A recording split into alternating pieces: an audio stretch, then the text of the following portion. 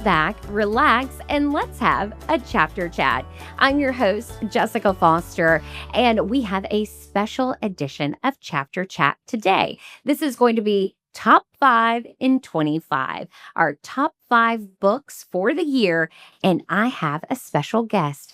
It's my friend, Laura Roesch. Thanks so much for being here, Laura. Oh, my pleasure. I'll talk books all day. And Laura is the executive director of the Bay County Public Library Foundation. You're a retired judge and you're an avid reader. I am. Tell me a little bit about how you got into books. I have been obsessed with books since I was 3 or 4 years old, thanks to my beloved grandmother who read to me before I could read, and it has just been a thing my entire life. And reading is so important to be a lifelong learner. That's it exactly. And curiosity helps. I am eminently curious about everything, and my reading, style is I'll read anything if it's of interest to me. It isn't one genre. I'm just curious and like reading. I'm a curious person too, and I know as a judge you had to be curious and be a lifelong learner. Yes, and there's a difference between reading for the law and reading personally. One is more enjoyable than the other. I would say so. Now, when I contacted you to do this podcast episode with me, you were so excited because you've read so many books this year and you have some clear favorites. I do, and I keep a log of the books I've read. I've done that for more than 20 years, and I'm always looking for trends. And in the last year or so, and it's connected to a class I teach at Education Encore, my new thing is quality over quantity. I am trying to read slower, more deeply, and you can see that in the numbers that I have this year versus last year, and especially the year before that. So I do keep up with it, and there are trends you can see if you pay attention. And there are trends with my books as well. Mm-hmm. I read books that have strong female characters in them. I would say, and looking at the 5 I picked for the year, there are certain themes also. Very strong character development, and of these books, 4 of the 5 are very strong female protagonists. For my 5, a very strong sense of time, a sense of place, and strong, well-written prose. Just lyrical, beautiful, just a delight to read. So should we jump into it? Oh, let's do that. Okay, so I'm going to start with you, Laura. Tell me your number 5 picks for the year. Let me have a caveat, if I may. Picking 5 for anyone is a challenge, but I did my best, and this is my 5 this week. It might change tomorrow, but as of now, for number 5 for me was Wild Dark Shore by Charlotte McConaughey. An amazing book, dark, kind of a psychological thriller, I would say. It involves an island, a very desolate, remote island with a father and 3 children. Much tragedy in their lives, but just so beautifully. You can imagine yourself on this island where you're basically trapped until the delivery ship shows up to help you out. But just a wonderful book. Laura, how long did it take you to read this particular book? Not long, because it was just so engaging. A couple of days, really. This is a new author for me. Children were particularly engaging. The teenagers, 2 teenagers and then a younger brother. Their mother died years ago. The father is still bereft and still talks to the mother, thinks he sees the mother. A lot of supernaturals in the book, but a very interesting read as certain plot twists come into play that you just don't see coming, or at least I did not. But it was a really enjoyable book, and I would recommend it. I liked it a lot. So my number 5 is a genre that is unique to me as well. And this one was a psychological thriller. And Laura, you know me. This is not what I normally read. Do tell. Okay. You're right. You don't normally read that, Jessica. No, I don't. Okay, this is All This Could Be Yours by Hank Phillippe Ryan. And I actually had the honor of interviewing this author, who is also an investigative journalist. So we had a lot in common. And All This Could Be Yours is about an author, and she's on book tour. And it's a cat and mouse chase. she has basically a stalker who's following her from city to city. And it blew my mind when I found out who the stalker was Oh my. and why they were following her from city to city. But it really was a departure for me, but it expanded my mind. Mm. And I loved reading something written by a fellow journalist. Spoiler alert, was the end result what you expected or not? So the end result was not what I expected. Even better. Yeah, I mean, I didn't see it coming. And a lot of times I'm pretty good at figuring it out, but I did not see this one coming. So, number 5, All This Could Be Yours by Hank Phillippi Ryan for me. So, on to number 4 for you, Laura. Oh my goodness. This one was a surprise. A surprise in that I liked it as much as I did. It's historical fiction. The Frozen River by Ariel Lahan, if I'm pronouncing that correctly. Maine, 1789, during the winter. This character, Martha Ballard, is a midwife and is really what the community has as a doctor. And she travels the community delivering babies and really tending to the medical needs of everybody in the community. And the frozen river, the river is indeed frozen and is used for travel along as she's out trekking around. There is a murder. She gets deeply involved in resolving that murder. It is connected to allegations, spoiler alert, trigger points, of an alleged rape by allegedly two prominent men in the community. And that's where it all starts. Twists and turns that I did not see coming. What's unique about this, Martha and her husband have 6 children and an amazing relationship between the two of them that is so well fleshed out in the book. It's just an excellent read, excellent character development of many characters in the book, going through a trial in 1789, which is a whole interesting story. That was particularly of interest to me. Very realistic, very, very multi-layered in the various characters in the book. Again, a very good read. It was a quick read, a very easy read because it's just so well written. And I could see as a retired judge why you would like something that has a trial in it. Well, it was, oh my goodness, think of it, 1789.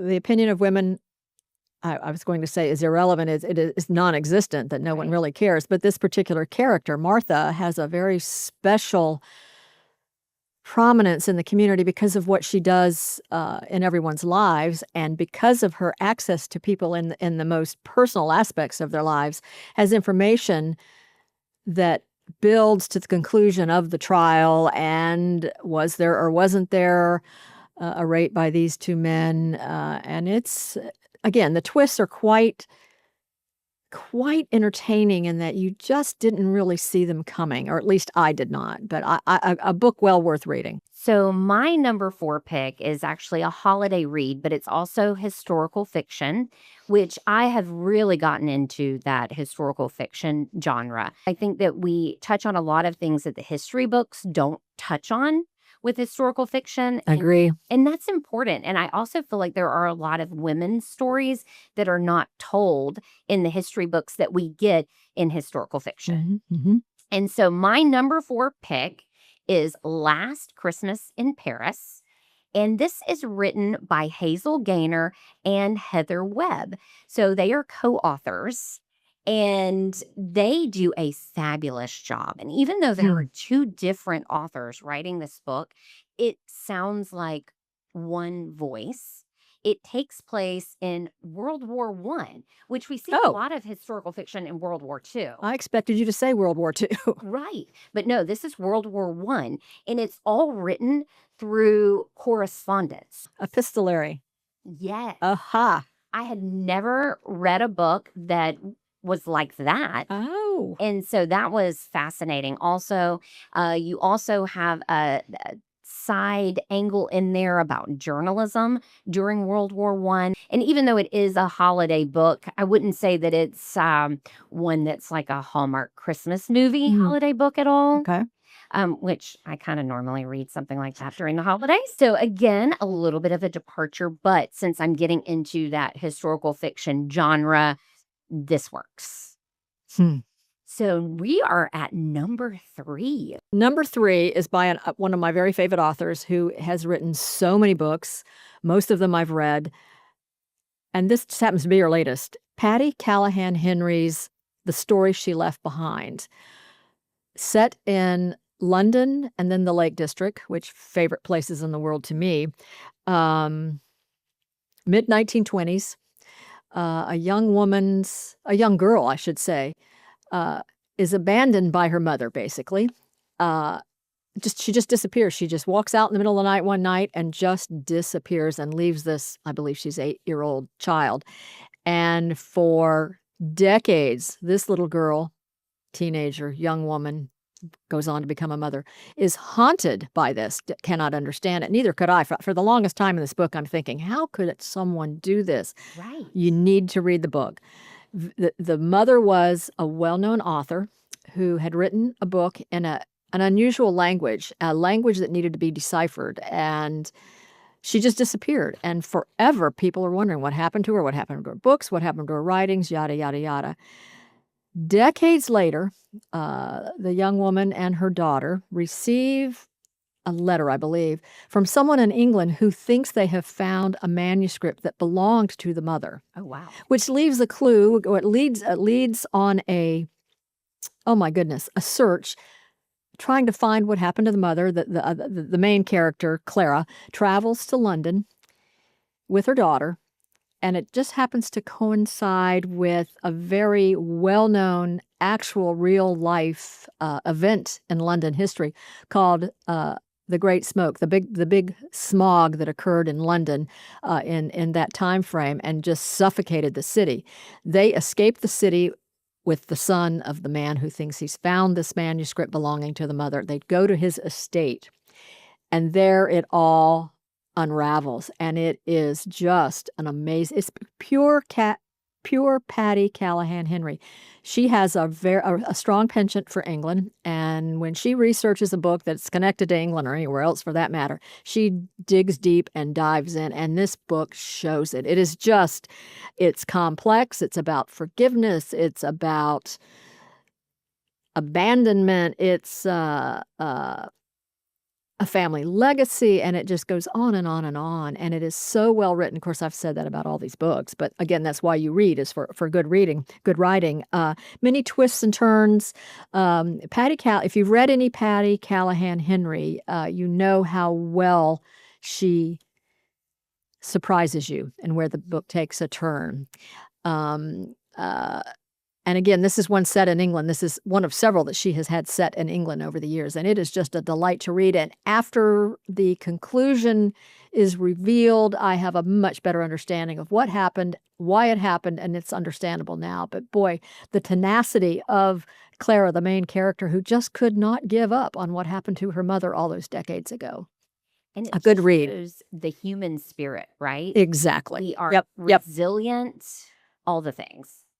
Patty Callahan Henry is great. Yep. I highly recommend it. Mm-hmm. And if you've never read any of her books, pick up one. All of them are so good. Oh. And you've described her writing style perfectly, Laura. Oh, I could give you 4 right off the top of my head right this minute. She is just Google her name and just dig in, because once you find an author that you really, really like and then find that they have quite the backlist of books they've written, boy, that's just a delight for a reader.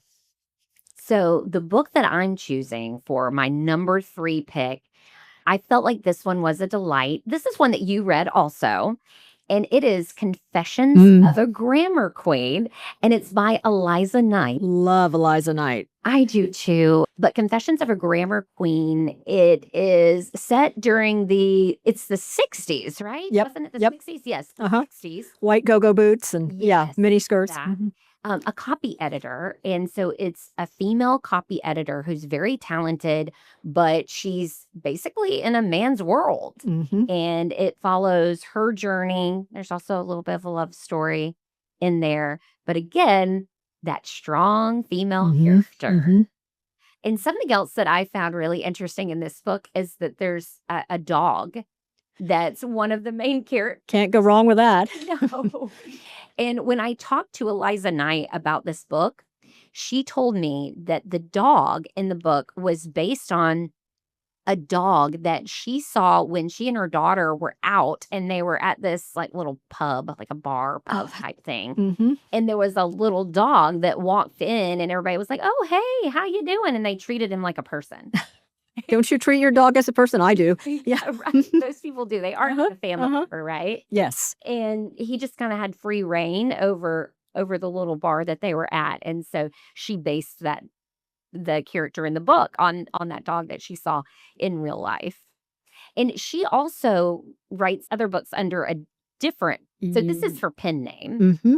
And then Michelle Brandon is her real name.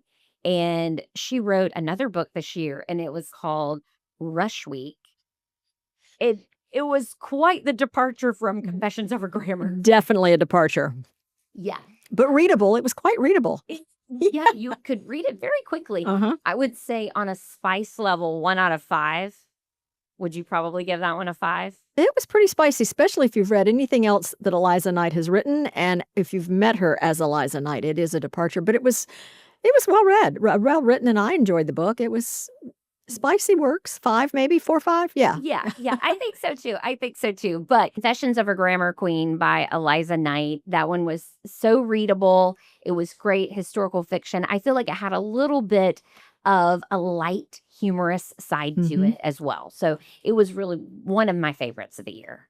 I would agree, and it's fun when you meet the author and learn the backstory. For me, a lot of these books are all about how they came to be. So I enjoy actually getting to meet an author. I do too. And I love when authors are so accessible and they like to interact with their viewers or readers. Okay, so what is your number 2 pick? And your number 2 is actually one that I've heard a lot about. It is probably a name you'll know. It is Frederick Bachman's My Friends. He wrote A Man Called Uwe. That was actually made into a movie with Tom Hanks. Amazing movie, amazing book, by the way. But this book is pretty gut-wrenching. It takes place in a dual timeline, which I always enjoy that. It involves 4 teenagers who, gosh, I don't even know how to describe their tragic home life. Dysfunctional families, there's addiction, there's sexual abuse, physical abuse. It's just a gut-wrenching book, and he handles it beautifully. You become so fond of these characters, and one of them is a young man who turns out to be an artist, which saves his life. Wow. Moving forward in the timeline, his life touches the life of I believe she was 17 when she's first introduced, a young girl that is in foster care. Her mother abandons her, and she, in a very weird turn of circumstances, meets this artist, and he gives her the painting that he is so famous for, and gives it to her. And again, that's where it all takes off, and she goes off on this trek with his dear friend because this artist is dying, and he does die. Spoiler alert, sorry about that. But the characters in this book, whether it's current time or past time, are so beautifully written, and it will make you cry. It is beautifully written, but again, we're talking Frederick Bachman here. He wrote Beartown. It takes place over 25 years, and it has an interesting ending that I don't want to say, but it is about so many things: bullying, salvation, friendship, forgiveness, all tied up in a nice, tidy package, thanks to Frederick Bachman. But I highly recommend this book. Number 2 on my list. It sounds like a fascinating read. And I've heard, like I said earlier, some great things about that. My number 2 book was a little bit of a surprise for me because I thought that I would like it, but I didn't know that I would love it this much. And it is Great Big Beautiful Life. Oh. And that one is by Emily Henry. And I've read some Emily Henry before, and I've enjoyed it, but not as much as I enjoyed this one.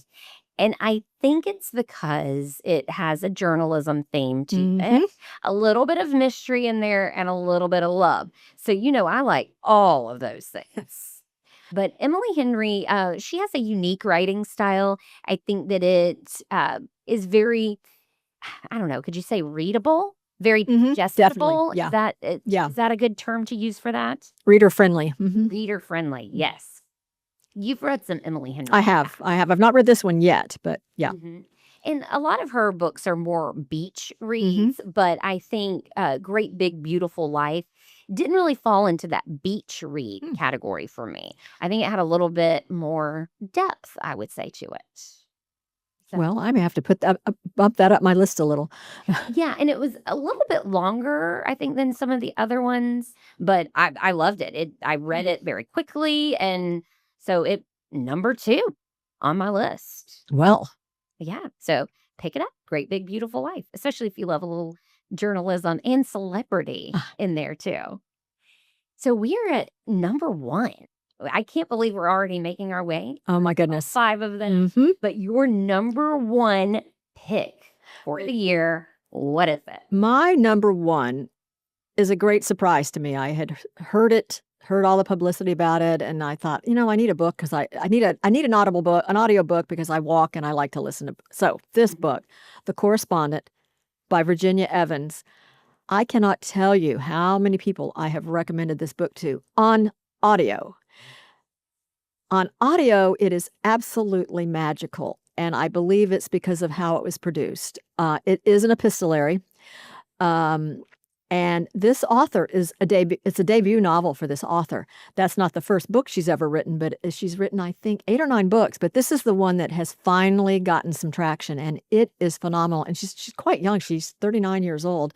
Um, it is about a woman in her early 70s, Sylvia Stone Van Antwerp, who her entire life has written letters to friends, families, celebrities, some of whom wrote back. Ann Patchett, Joan Didion, Larry McMurtry.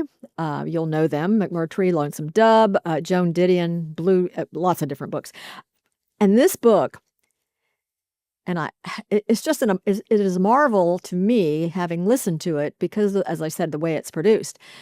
The characters, the people that she exchanges letters with, are all done with different narrators. And it's so engaging to listen to because this goes on for years and years and years. Wow. And you get to know the voices and you get to know, well, Evan's writing style is so intimate, so well rounded as you learn about these characters or these friends, families, colleagues of goodness gracious, I'm drawing a blank here, of Sybil, the main character. But what's ironic, Sybil, who has written letters all her life and is very particular about what words she chooses, what paper she writes on, what pens she uses, gives great thought to the letters she writes, and it shows. But she's going blind. So she has never been an audiobook person, but she's always been a writer and a reader. And throughout the book, she throws out titles that she's read and the people that she comes across in her life, in the seasons of her life, if you will. That's how the book is really devised. She's in the winter of her life, obviously, going into her 70s and on. And it is just an absolutely beautiful book. And I have read a few epistolaries. One of my very favorite is Helene Hamp's 84 Charing Cross Road, which I'm sure most of our viewers will know.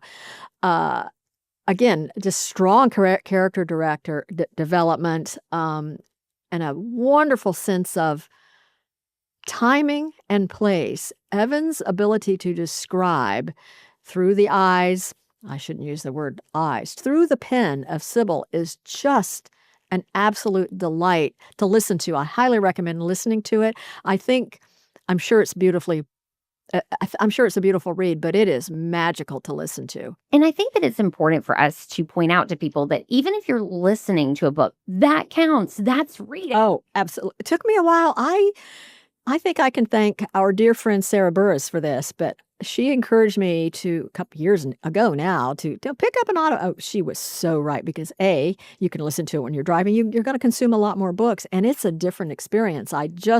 If I can throw out a book as an honorable mention, another one, which is a classic, Mansfield Park, same thing, produced with a variety of different narrators, even with some music touches thrown in. Just a delightful experience, and with a classic. It was, I mean, Jane Austen has a different rhythm, and it was great in an audiobook. So I would have to say that Sarah, our friend Sarah, was the one who encouraged me to Mhm. listen to audiobooks as Yep. well. And Yep. Sarah spent a lot of her adult life in the library system, and Mhm. she said that's how she would get through a lot of books. And she's right. hmm She is. She is. So my number one, this is not a new book, but this author, she's a delight. She is so talented.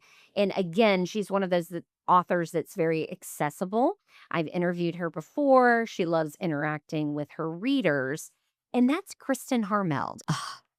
And I read this book in January, and it Oh. still sticks with me. And it is my number one for the year. And it's The Winemaker's Wife. Oh, Have you read this one? I have not yet, but I saw her interviewed talking about it. And again, my to be read list is immense, and it's on there. Yes. So it's set in the Champagne vineyards of France, and it's during World War II, some very dark days in World War II, and they're hiding things for the resistance in these caves. And there's heartbreak. You see how women are treated.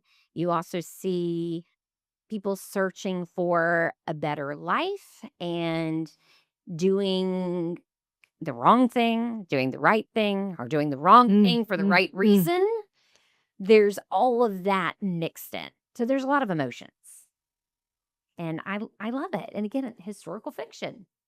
And is that a theme? I'm again, besides the journalistic, I think the emotional aspect is something that draws you to a book. It is. Yeah. Yeah. And I do like a happy ending Mhm. too, in a book. I mean, I don't know. There's so much in the world that I do want it to end Mhm. on a good note. What about you? Yet another good reason to read. Yes. So true. So true. Well, what advice do you have for people if they are just starting on this journey of trying to read more in the new year? I would say for me, and I discovered this, I gave myself permission on this several years back. Pick up a book, start it. If you don't like it, move on. You do not have to, your time is way more valuable sticking to a book that doesn't particularly intrigue you, interest you, encourage you, inspire you. Put it down and move on. My favorite line, so many books, so little time. So experiment. Our library here is fantastic. Yeah. We have access to books on so many levels. You find an author that you like, stick with them. The more you read, the more you will see how interconnected books are. Again, as a lifelong reader, um, it is a treat to see how the books are indeed connected. Some of these authors write books that have been, some of the classics, we're still talking about them. Right. That's why they're classics. And Yes. just find something you like and read it. Yeah. If you don't like it, move on. Move on. Yep. Mhm. You don't have to finish a book that you don't love. Exactly. How about you? What about you, Jessica? So, my advice is to just do it, because we started Chapter Chat as a book club for our viewers. Mhm. And I actually started it as a New Year's resolution for myself. I wanted to read more. I realized that when I was younger, I read all the time. I read for fun. And then I kind of got out of it as life got busy and life was happening. I realized that my daughter wasn't loving to read as much as I wanted her to. So I wanted her to see mom reading for fun.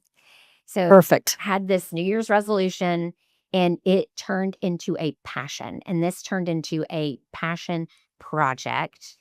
It started off as a book club, and then we expanded it into a book drive for Flow, free library on wheels. Thank you very much. Huge part of which gets books into hands of kids in the community. We've actually done a podcast earlier in the year on that. And now it's also turned into this podcast, which is reaching people not only here in our local area here in Florida, but also across the world. We have Amazing. listeners in other countries. Wow. It just shows you the power of books and the Mhm. power of reading. Mhm. And I think that's a beautiful thing. It is for me. It is for me as well. Mhm. So, our top 5 from each of us, these are my top 5. The Winemaker's Wife, number 1. Great Big Beautiful Life, number 2. Confessions of a Grammar Queen, number 3. Last Christmas in Paris, number 4. And All This Could Be Yours, number 5. And mine are number 1, The Correspondent, number 2, My Friends, number 3, The Story She Left Behind, number 4, The Frozen River, and number 5, Wild Dark Shore. So, everyone, get to reading. Thank you so much for listening to our top 5 in 25. And we'll see you next year. Happy reading. You've been listening to Chapter Chat. Don't forget to subscribe so you never miss an episode. Happy reading.